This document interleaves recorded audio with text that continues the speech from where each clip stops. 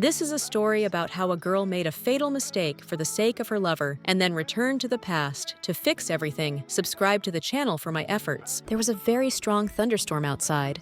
The rain was knocking on the windows, and the thunder was hitting the ground with a terrifying sound. There was a bucket of blood on the floor of the castle, but it suddenly spilled when the thunderbolt hit the ground again. The unknown man lay helplessly on the floor, barely moving his hands in a last-ditch effort to get up. In front of him stood a woman. She was beautifully dressed. Her hair was as dark as night, and her eyes resembled the color of a forest at dawn. But the woman looked angry, and she also had a stain on her face. Without turning to the guard who was standing next to her, she said, "Get rid of this crown prince." The guard replied, "We are listening, madam." Strong men took the crown prince in their arms and carried him somewhere. For his sake, for the sake of the beloved whom the woman worshipped, she committed a terrible sin.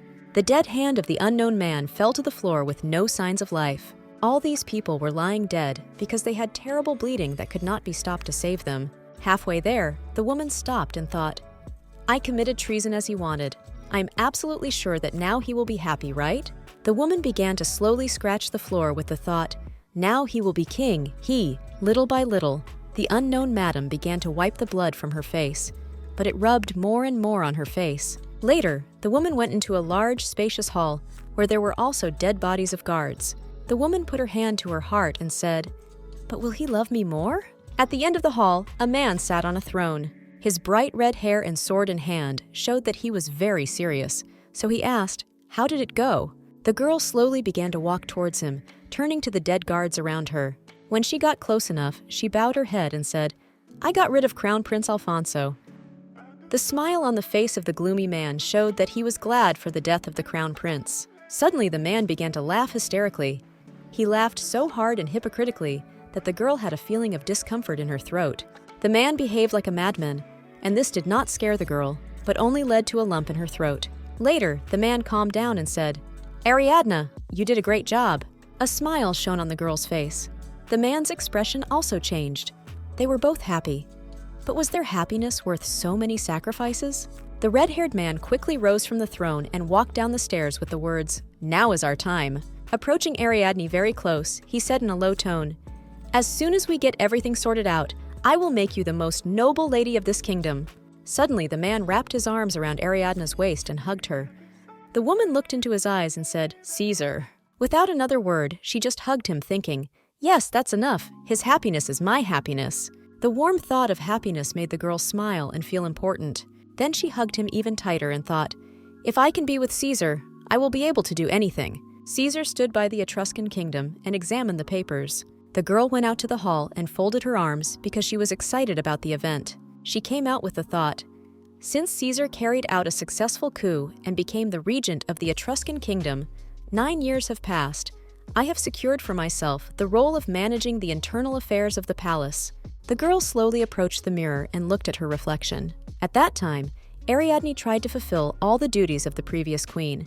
8 years ago, everyone in the hall discussed that the queen of the palace should be the girl who will become the king's wife. Everyone looked at Ariadne and said, "She grew up on a farm.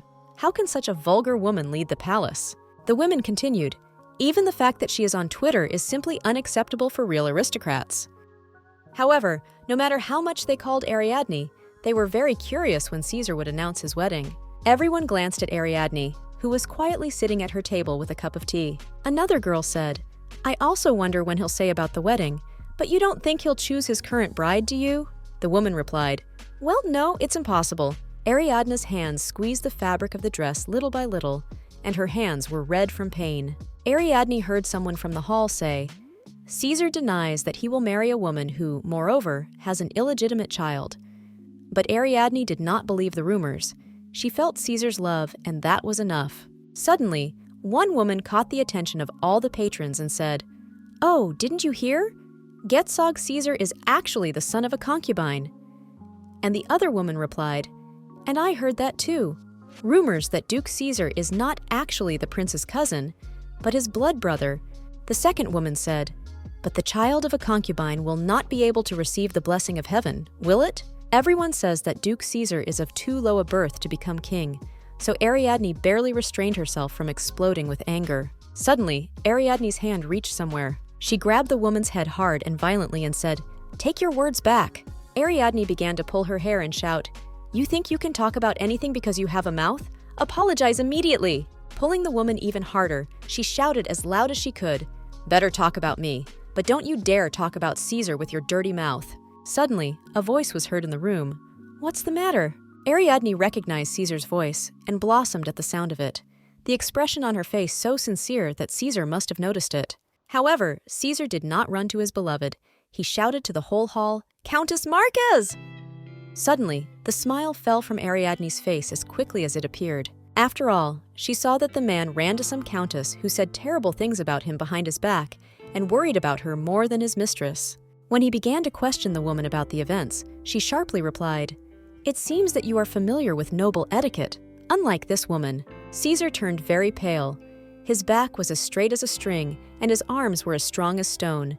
This indicated that Caesar was irritated. Seeing these small gestures, Ariadne realized that most likely Caesar would shout at her for this act. Caesar sharply poked the woman's hand and quietly said in her ear, "What are you doing with the capital arms storats? Don't you know how much I need their support?" Caesar lowered his hand sharply and said even more quietly, "Unlike you, this lonely countess is much more useful." Ariadne's green eyes began to fill with tears. She was very excited and angry about the situation. Caesar turned away from the woman disgustedly and said loudly, "How can I even dress you when you act like this? Become a wise, talented, skillful lady for whom you will not have to blush." He turned and quickly walked away, shouting at the last, "Only after this will I marry you." Ariadne thought that these punks were the only thing she had to do. But 8 years had passed, and she was still only his bride. She stood alone in the middle of the empty hall and tried to remember the moments with Caesar. That night, Ariadne and Caesar were in the same bedroom. Caesar looked at Ariadne and said, "I am a generous king. I should have the same power that Alfonso had." Despite what Caesar wanted to do, Ariadne asked him to stop. But all she heard in response was, "Stop? You must be submissive." Because the woman loved him, she did not oppose other actions and simply did everything as Caesar wanted. Ariadne gritted her teeth and thought, "If I am more conscientious, then Caesar will take me as his wife." Their eyes crossed many times, but they all seemed empty. The room was silent. Only some creaking of the bed could be heard in the total darkness. Suddenly Caesar said, "By the way, I think Isabella will be the queen." Ariadne tensed up and worried, and then felt a terrible feeling of anger. She gritted her teeth and quietly said, "What did you just say?" Without waiting for an answer, she pushed Caesar hard, out of anger and resentment. The girl said, "My sister was the wife of the late Alfonso. You cannot marry an unclean widow." Caesar calmly replied, "Remarriage is quite possible because Isabella is still a virgin. Do you want your sister to spend the rest of her life in a convent like all the other widows?" Ariadne screamed, "My sister is not incorrect." She continued, "She had a baby with my brother-in-law, but it miscarried." Caesar replied, "I heard that a woman's enemy is a woman herself, but I didn't expect this from her own sister." Caesar sharply grabbed the girl by the shoulder, which caused the woman to start breathing very quickly. He pushed her hard and shouted, "What woman could fall that low?" Ariadne did not understand what was the matter, so she looked at Caesar with surprise. She carefully adjusted the hem of her dress and looked at her husband. A second later, she grabbed his clothes and said through tears, "You said you loved me."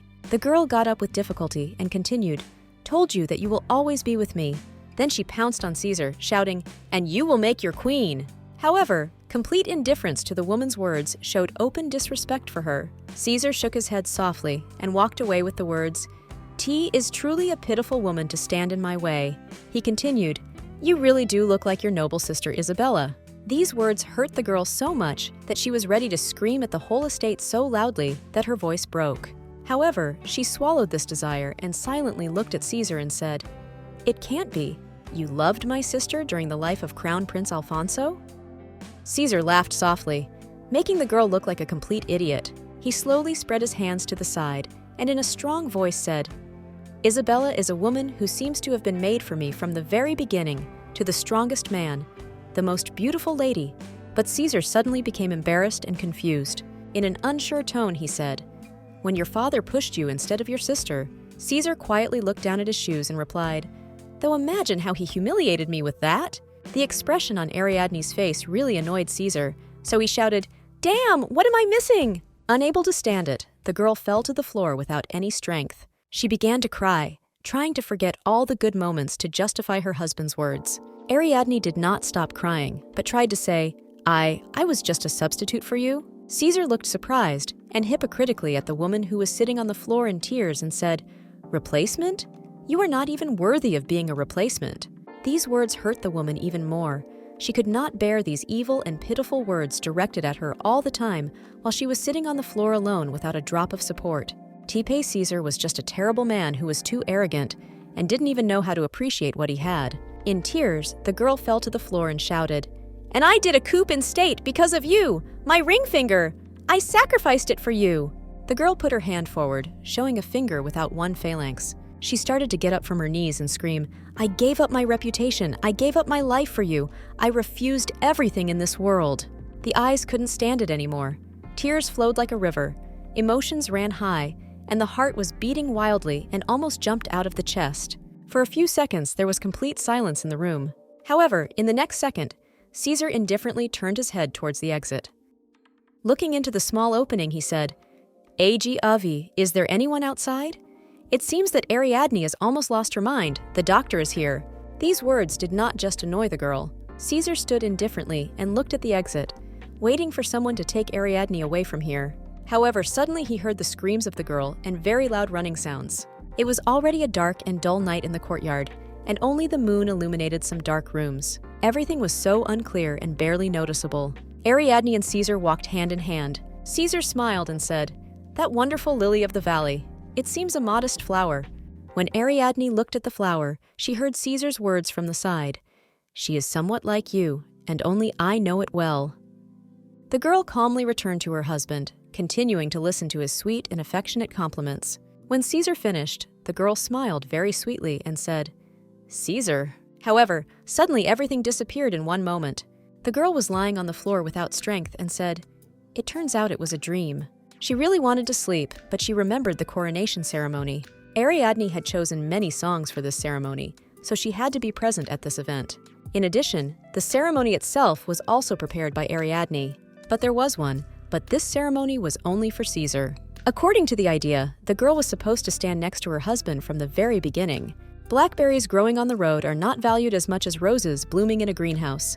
Isabella, with her hair and makeup, was standing by the window, and when she saw her sister, she asked, Did you sleep well, sister? Ariadne was very surprised to see her sister at the window. The girl looked at her sister as if she were a monster in the face of a young lady. Ariadne screamed, How could you do this to your own sister? She shouted again, And he's out of his mind, Isabella asked in the most calm and graceful voice possible. How can you talk about my husband like that? Ariadne felt guilty for everything she had just said to her sister. She bowed her head and said, I'm sorry if you're talking about Alfonso. However, the sister raised her hand to her mouth in surprise and said, Alfonso? She laughed and replied, Oh no, I mean the fool Caesar. Hearing his name again, the girl was already sick from one mention of him. Isabella spread her arms to the side and said, Shouldn't I be the noblest woman in this land? Ariadne replied, How dare you deprive me of my royal title? You should from the very beginning. I will give up the place of the bride because of you I am a widow. Isabella took a moment with him and said, I don't have children, and I have a lot of other problems. She continued, How are you going to be responsible for this? Ariadne was very surprised to hear these words and answered, Are you angry because of this? She dropped to her knees and said, What about Prince Alfonso? He treated you so well all the time. Why then did you take it so indifferently? Isabella shook her head and haughtily replied, Man, I was always treated well, everyone without exception. According to Isabella, each of the men loved her to death and was ready to marry her. She continued, Reciprocate each? It's definitely not about me. I won't even look at them. Ariadne was very worried about Caesar, despite the fact that he had caused her so much pain. The girl spread her hands and said, Do you love Caesar? If you loved him, you should have married him from the very beginning. Ariadne suddenly realized that it was because of her sister that she could not marry Caesar for so long. She screamed, What are you doing this to me for, Isabella? What are you missing? Trying to get up, the girl fell back, because she was too weak to even get up. Isabella looked at these attempts to get up, and didn't even say anything. However, she decided to answer Ariadne's question. Well, Caesar used to be an ordinary duke, but now everything has changed. Isabella said, Caesar will be king after tonight's ceremony, and his wife will be queen. The girl continued, Of course I'm sorry that Alfonso died, but he couldn't give me the status I wanted, so his death was the best option. This answer obviously did not satisfy Ariadne, so she simply did not understand the whole point. Isabella bent down and quietly said, "I want to become the most respected woman in the whole kingdom, and Caesar will make me his queen." Smiling in Ariadne's face, she went to the window and said loudly, "He'll get me, but he'll pay a pretty decent price for it." Although Ariadne was very angry with her husband, she still loved him. Her legs could barely hold her, her hands ached, and her body ached and ached from a long sleep on the concrete. The girl rose heavily from the stone floor and said, "For me, Caesar was everything." The girl continued, "He was even more valuable than me." Isabella shook her head curiously and said, "But you don't even love Caesar as much." Ariadne gritted her teeth and said, "You broke us up. You took away the things that made me happy." And later she screamed, "Just to become the most respected in the kingdom?" Sister Isabella was outraged by this attitude towards her words. That's why she snuck up and hypocritically said, "Simply the most respected?" Suddenly she laughed loudly and ringingly. She covered her mouth with her hand and said, "Caesar came and personally begged me to be his wife." He said these words. The blood in Ariadne's body boiled. Isabella said, "I'll never forget how he and I hugged." Ariadne's heart gradually broke into shamats and small ulama. Isabella continued, "He said you were too fat to hug, your hair was as black as a raven's feathers, and your breasts were big and saggy like a cow's." Isabella began to raise her voice and said, "Instead, he thinks I'm fragile and wants to protect me. He says my hair is a noble golden color like an angel's." Looking at Ariadne with a very strange look, she quietly said, "Have you ever been wanted as much as I am?" In one moment, the girl's heart broke into thousands of small pieces that could not be put back together. She remembered Caesar's words, "Unlike you, this lonely countess will be of much more use than you. Another, the enemy of a woman is another woman." She remembered how she cried when she found out that she was only a replacement all this time. "My legs couldn't stand it, my heart was breaking and my hands hurt." However, Isabella smiled and shone like a diamond among other stones. Looking at Ariadne, she said, "You should not risk your life for these men. They will never appreciate what you have done for them. Believe me." Isabella said not to trust men, not to believe words, and then life will be better. She moved a little to the window and said in a confident voice, "You shouldn't trust them. We just need to fill our price and exchange for a profit." However, Ariadne still did not believe that she would no longer be able to look at Caesar in the same way as before. Isabella saw these torments and sufferings of her sister. The girl turned to the window again and said, "Caesar is crazy because I want him now, but the time will come and I will get tired of him." Isabella continued, "I will remember you. After all, you were with me these years." Ariadne felt how these words began to warm her soul. They were very important to her, so she was glad to hear them. Isabella said, "I don't like to do this, but..." The girl smiled warmly and said, "Please do everything quickly and painlessly, because she is my dear sister." Suddenly, Ariadne felt a very heavy and strong pain in her chest. An unknown man thrust a huge sword straight into the girl's heart. This pain cannot be expressed in words. It should only be seen how everything in the chest immediately tightens and starts to ache. Of course it was unfair. After all, Ariadne sacrificed everything she had for a love that was not reciprocated. It was terrible, and it made her cheek harder. Where did she go wrong? She was looking for an answer to this question. The dress was gradually turning red as it soaked up the blood. The only thing the girl regretted was that she hadn't done more while she had the chance. She mentioned the golden rule of balance. Pay twice for bad deeds, then everything will return to you with good. Ariadne wanted to return everything according to the golden rule, but she did not know how. Suddenly, an unknown voice said, "You can fix everything? Just practice the golden rule. One drop, drop by drop, fate after fate. The dress is covered in blood, and the scar on the body is still dripping with blood." Ariadne woke up, but not where she was before. This place was the place where the girl lived while she was a child. Only then did she notice that her hands had shrunk. She slowly jumped off the bed so as not to hurt herself and looked around. She came back. Approaching the door, Ariadne said, "Am I back in the days of my youth?" It scared her a little, but it was very comforting at the same time. Suddenly, the girl in the doorway saw a mole under her eye and said, "What is that mole under her eye?" Suddenly, a stooped woman shouted the girl's name. She started shouting, "Do you consider SPBE some noble aristocrat? You are just a stupid maid and your mother understand you?" Remembering these words from the past, Ariadne realized that this time she had to defend herself and defend herself. The girl promised that she would not repeat any mistakes again. Suddenly, another woman ran into the room. She shouted, "Ariadne, "There came the man from the castle. He says you have to go with him." And the girl also remembered this day. It was the day when the father remembered the existence of his child. Father was Cardinal De Mare. Although he was a cardinal, he had a wife and children like any other cardinal of that era. Because of his rank as a priest, he could not hold a political position.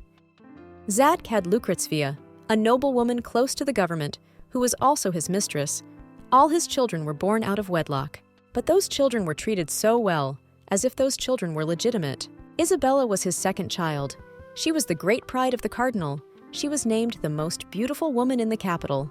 Instead, Ariadne was born from an ordinary maid. She was always more like her mother, and precisely because of her mother's low birth, Ariadne was kicked out of the cardinal's residence as a child, so the girl grew up on a farm. The day when the father remembered his daughter was special. Ariadne entered the room, who was staring at her father stubbornly. Father was strict and confident. However, Ariadne was the same, especially since this was her second chance. The views were so different, but so familiar at the same time. The girl approached her father and said, "May peace be with you. I am very happy to see His Eminence the Cardinal for the first time in such a long time." The father strictly evaluated his own daughter. He was ready to say everything he thought, but reputation was more important. The father softened his tone and said, "Thank you for coming all this way. You probably didn't have the opportunity to study, but I'm glad you grew up healthy." Ariadne answered, "I will study hard so that the family name of our family shines even brighter, and my parents and my sister do not have to blush at me. Do not shame me." Suddenly, something really caught the girl's attention. It was her stepmother. She was in the corner and said, "A woman's vocation is not to study and acquire skills. You are young, and you have to take care of your parents, brothers, sisters, and when you become an adult, you will serve your husband." Ariadne looked at Lucrezia for a long time and did not look away. Ariadne used to think that Lucrezia was an example of what a true aristocrat should look like.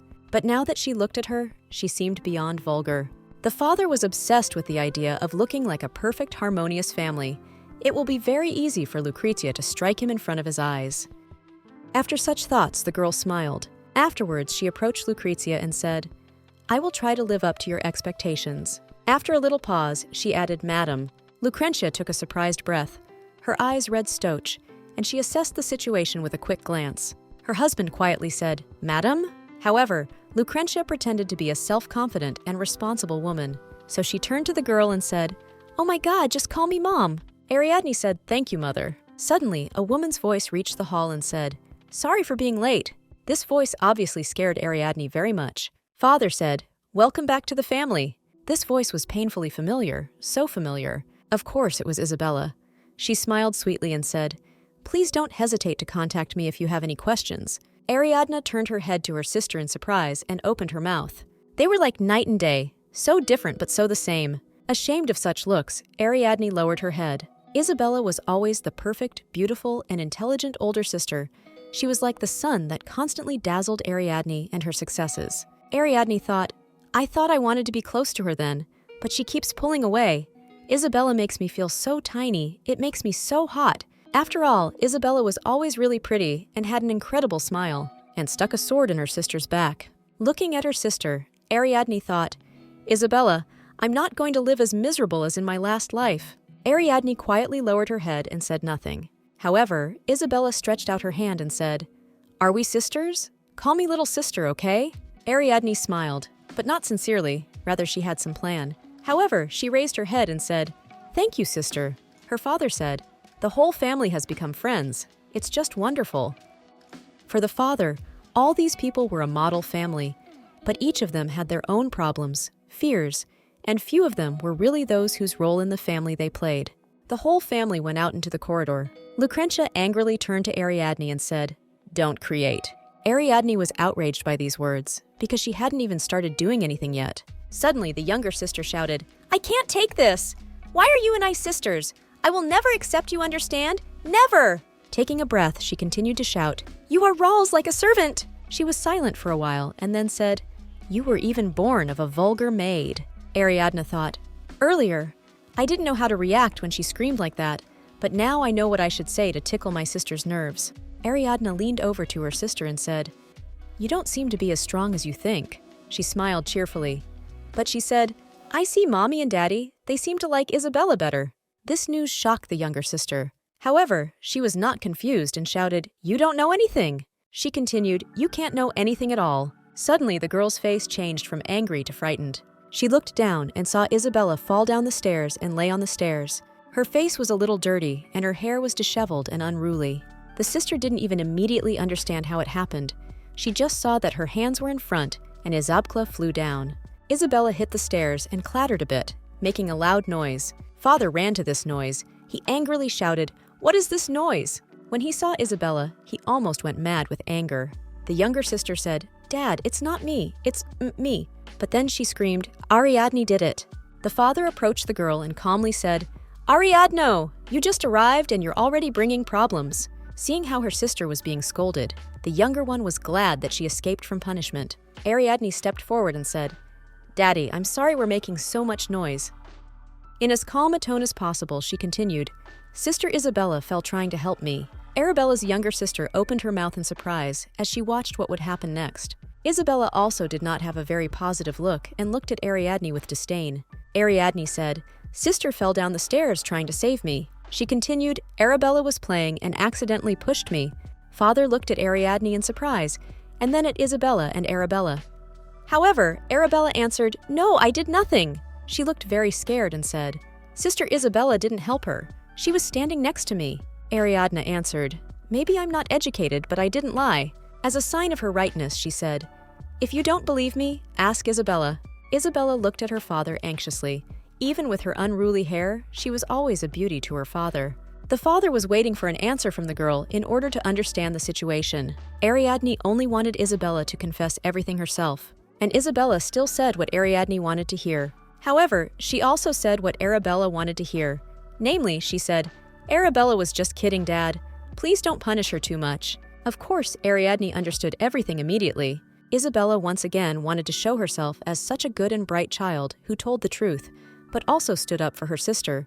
This is the best chance to show how she helps her bullied stepsister. Arabella realized that Isabella had saved her from punishment, so she ran to her shouting, "Sister!" Isabella smiled and said, "Anyone can make mistakes. Next time be more careful." However, suddenly, among all the voices, my father's voice was heard. He said, "You are under house arrest for 2 weeks in your room. You will eat stale bread, drink fresh water, and pray without ceasing." Arabella ran to her father, trying to convey to him her rightness and innocence. However, the father was disobedient. He was very strict now that his youngest daughter had done this. Meanwhile, Isabella was helped to be carried away by the servants. The father went forward shouting, "Lucreti, where is this woman wearing?" Ariadne looked at the senseless actions of her sister, who was ready to pray to her father so that she would not be punished. Isabella, meanwhile, was weak and very tired, so she needed rest. Ariadne was satisfied that everything went according to the plan she came up with. It was just the beginning, and she wasn't going to stop, ever. A few days later, Isabella stood in her father's room and said, "Dad, I don't want to marry him. The locals say he's an illegitimate child." She continued, "Besides, you always told me that I should glorify our family if I become an ordinary duchess. I won't be the most noble child of Daddy's kingdom." The father sat indifferently and thought about his daughter's words. After a while, he took off his glasses and leaned forward. Lucretia stood next to Isabella, so the father was as gentle as possible. He said, "I know, dear, but Caesar was known to society as a cousin of the Crown Prince. In fact, he was the illegitimate son of the king himself. I will not marry my daughter to some poor man." Isabella was happy about this, because it was important for her that her husband had money, reputation, and everything else was not important. Lucretia smiled from the side and said, "I think Caesar will be a match for another daughter." The woman offered to marry Caesar, Ariadne. The father looked at the woman in surprise and thought. He said, "The daughter of a cardinal and a former maid, who until recently was engaged in household work?" Father liked this idea, and he agreed. Just like in her previous life, Ariadne was returned to this house again. This mistake from the past should not have been repeated. Ariadne didn't know what she had to do now. Could she avoid being engaged to a knight? The idea came to the girl's head to run away with the knight's money. However, she remembered that her parents would never let her marry whomever she chose, so that option was out of the question. The only option was the aristocracy. This aristocracy was a bit boring for the girl, but it was mandatory. Ariadne was drawing something in a book. She imagined a painfully nauseating picture where she and Caesar get married. It was very painful and unbearably disgusting. She said, He must love me, and one wonderful day, there will be no happy ending. The girl now knew everything in advance and was not so naive as to believe in her fantasies. Images of his face, in the bedroom, in the hall, with Isabella immediately began to flash through his head. All this annoyed Ariadne for a reason. She wanted cruel revenge, because they had both caused her great pain, and she would make them pay a huge price for their actions. One of the servants suddenly entered the room with a spare set of clothes. She walked past the girl and went to her bed to put the laundry there. At that moment, the girl thought that the maid was quite close to Isabel. She could be useful. The woman turned to Ariadne and said, "Get changed and go to dinner." Ariadne spread her hands and said, "You have so much work? So no one will help me change my clothes?" The servant answered yes, but suddenly she stopped and laughed. She turned to Ariadne and said with a laugh, "You're not an aristocrat. Can't you take off your dirty clothes yourself?" She continued, "On the farm you always served yourself." Turning around, the maid thought, "And now he behaves like a child who can't even eat without the help of adults." Ariadne suddenly silently put her hand on the maid's shoulder, slowly but gently, and in the next second for her words, the maid flew to the floor with a strong blow on the cheek. Ariadne looked at the maid and said, "Know your place. Why are you so cocky all of a sudden?" In tears, the woman apologized and grabbed her cheek, but when she got up, she said, "I was born a servant, but aren't you in the same situation?" Ariadne looked indifferently at the woman and did not answer her. The lady shouted, "The cardinal is an orphan, so he's not an aristocrat either. You don't have a drop of noble blood in you. His other children are at least related to nobles. But are you any different from me?" Suddenly, the woman's voice became more confident, and she said, "By the way, if I seduced the cardinal and he fell in love with me, wouldn't my child be just like you?" Without thinking, Ariadne swung her hand again, and the maid flew to the floor with an even louder thud. She looked at the woman and said, "This is your punishment for insulting my father and daring to envy me." She suddenly changed her tone to very serious and angry and said, "Watch what you say and to whom." The woman was already in tears, and in the end, Ariadne kicked the woman out of her room in shame. Of course, there is some truth in Malletta's words. All that Ariadne had was inherited from her father, but she was never going to entrust her life to men again, because they were the ones who had caused her the most pain. All of them. Ariadne said, "I need to become quite influential, and I will need help to do that." Suddenly, they started knocking and breaking down the door to the room, shouting, "Ariadne!" Lucretia and her servants entered the room. The woman angrily approached Ariadne and shouted, "Why did you raise your hands at people so foolishly?" Malletta said, "I brought clean clothes, and then Miss Ariadne suddenly called me." Lucretia shouted, "Enough! What a terrible character you have, Ariadne!" However, the girl bowed low. She looked at her mother and said, "Mom, I had to do this because Malletta offended you and your father." Lucretia screamed in surprise, "What?" Ariadne replied, "She said that Papa is an orphan and that he is an illegitimate child like me, and therefore we do not belong to the aristocracy." The servant's face immediately changed. One could read fear and despair. The woman began to make excuses and said, "It's not like that. She lies all the time. I simply said that young people are hardly more precious and that she should never compare herself to others." Ariadne interrupted the woman and said, "She said my father's blood was commoner." She continued, "That my sisters have inherited the noble blood of their mother and are therefore worthy of respect. But she need not serve me, for I have inherited the blood of 2 humble orphans." For Lucretia, this might not seem like a big problem, but the issue of the cardinal's pedigree is a weakness of the family, so it cannot simply ignore these words. Ariadne decided to shame the woman to the last. That's why she said, "And what's more, if she seduces the father and gives birth to a child from him, she won't have to deal with me." Lucretia was seething with anger. She was all red with anger. She yelled at Malletta, "How dare you even seduce strange men? Whip that freaking 10!" The woman was taken away from the hall. She still tried to say something in her defense, but no one listened to her. Lucretia turned to Ariadne and said, "You should have told me right away when it all happened. The hell did you slap the maid?" Ariadne was silent, coming up with an excuse. She stopped and said, "I didn't think, as a sign of my punishment, I will go to a center to help the needy for 3 days to think about my behavior." Lucretia asked, "To the center for helping the needy? At Rambouillet?" Ariadne answered, "I want to take a maid with me. I'm not as virtuous as you, Mother, but maybe I can help her, and together we can think about where we were wrong. The brain will even strengthen its faith." Lucretia looked at Ariadne in surprise. Suddenly, Isabella entered the room and said, "Wouldn't it be better to go away for days?" She continued, The longer you stay there, the more you can think about your mistakes, right? Ariadne gritted her teeth and held back so as not to say anything superfluous. Putting on a fake smile, she said, "Yes, sister, you are right. I am back after thinking things through and coming to a decision." A few hours later, Ariadne was already on her way to the center to help the needy. The dress was in the swamp, and the shoes looked terrible. She got out of the carriage and walked forward, the maid meanwhile already holding all her clothes. People who needed help. Some could no longer be saved. Some prayed for help. Some needed medicine and water. And some were surviving on this raw land with their last strength. Everything around Ariadne was as she expected. It was the perfect place for her evil plans. Marguerite, the wife of King Leo III, founded a center to help the needy Rambouillet. After all, the budget allocated by the queen was not enough to help absolutely all the poor, so the needy who entered the institution often died. The maid was very afraid of this move. Ariadne seemed pleased with Malletta's fear. Suddenly she called her name. She turned and said, "You and I are only here for 5 days. Isabella won't be able to protect you. What do you think I'm going to do with you here?"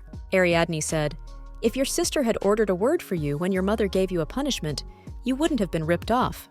Ariadne openly mocked Malletta and wanted to make her feel the pain she felt. Malletta turned away and simply endured everything she heard and felt. Ariadne realized that she needed to go to the poor. She brought Malletta here so that she would obey her completely. The women walked through the very damp hall. Ariadne was looking for something, so she stubbornly walked forward. Malletta could barely contain her scream to herself. Ariadne looked at the poor people and thought, "Here, those who are on the verge of life and death gather here." She was walking along the corridor and was looking for something very stubbornly. Ariadne was sure that something was here. Suddenly Malletta shouted, "Sister?" Ariadne smiled hypocritically, realizing that she had found what she wanted. Ariadne turned to Malletta and said, "Malletta, did you see?" The woman pretended that she didn't know anything, so she just pretended that she didn't know anything. However, suddenly Ariadne said, "Little red-haired girl, isn't she your sister?" Ariadne continued, "You won't obey me. I'll leave you here." She covered the woman's mouth and said, "You will become just like her and die here in the dirt and rot." Malletta screamed, "I don't understand what you're talking about. Please let me go. Stop, I'm begging." Ariadne saw the fear in the maid's eyes, so she said, "Mallet, are you saying I'm lying?" She grabbed the woman tightly by the throat and said, "I said answer." Suddenly, Mallet began to shake violently, as if from an electric current, and Ariadne's hands were as if in a strong violet flame. Suddenly, a woman appeared in front of my eyes. She asked, "I can only take one of you. Which one is smart and hardworking?" One of the sisters shouted, "Miss, we grew up together. We will work hard, so please take us both with you." Malletta glanced at her sister in surprise. She nudged her with her elbow and said, "Noble lady, if you can only take one person, choose me." Malletta said, "My sister has a lot of bad habits, and her health is poor, so she won't be able to work." The amulet on the woman lit up, and she began to remove the hood from her head. Isabella was under the couch. She said, "You are ambitious. I decided to take you." Malletta's sister was very disappointed by her sister's actions. However, Malletta turned to her sister and said, "Stay here. If I make money, I'll get you out of here." She continued, "It's good if one of us will be able to earn, so wait patiently for me, okay?" Malletta took the woman's hand and left, while her sister shouted and called her sister for a long time to come back. Ariadne's legs began to buckle and stopped holding her. Malletta ran up to Ariadne and said, "Miss, are you all right? You suddenly turned pale."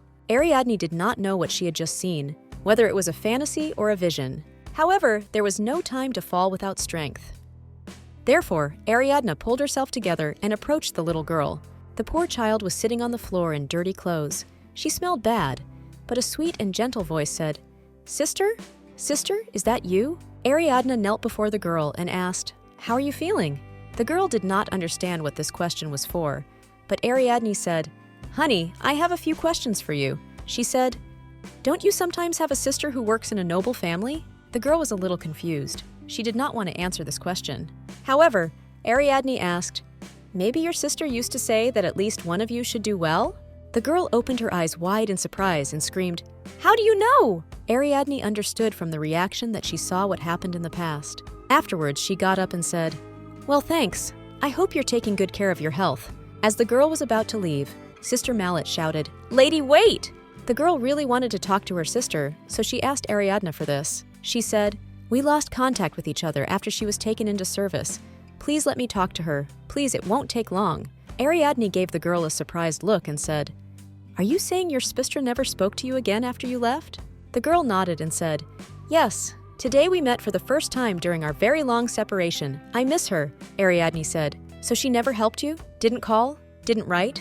Didn't you send the money?" The girl quietly nodded her head, which indicated that she had been sitting all the time and patiently waiting for her sister. Hands, feet, and face. Everything was dirty, and in some places wet from dampness in the house. It was cold all around. And the girl had lost a lot of weight since the time when her sister left her and left her alone. Ariadne looked at the girl sympathetically and did not understand how this girl's sister could treat her so cruelly. She had to help this child. But first, she had to learn something to be sure of Mallett's cruelty. Ariadne turned to Mallett and asked, "Mallett, you really don't know this child?" The woman was confused. Obviously she was lying, but why? Malletta looked at her sister and said, "This is the first time I've seen this child. I have no idea who she is." The girl angrily shouted, "No!" She ran up to Ariadne and started pulling on her dirty dress. She screamed, "Help me, lady, help me, please help me, lady, save me." Ariadne felt very sorry for this child because she had been alone for so long in this terrible place, without enough food and water, without any social support.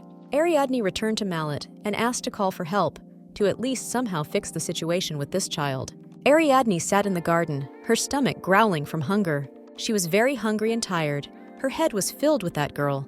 Ariadne wanted to ask for more food for the child, so she called for help.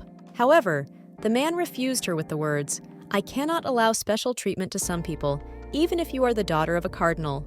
Ariadne realized that she would not get lunch for the child so easily, so she decided to give hers so that the girl could eat.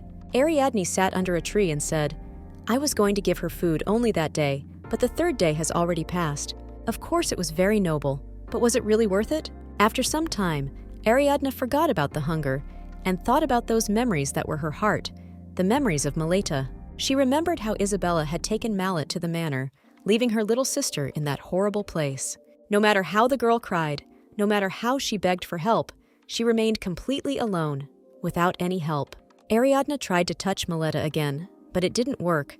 These memories messed with her head and didn't give her peace. The girl wanted to deal with it. Suddenly, she saw an apple in front of her eyes, a man holding food in his hands. Ariadne looked at the apple in surprise. But when she looked at her husband, she was speechless. She remembered the dead Alfonso, whom she had killed with her own hands. She looked at the man who handed her the apple and couldn't say anything because of the surprise that filled her. She had killed him just a few days ago, and now he was standing here next to her.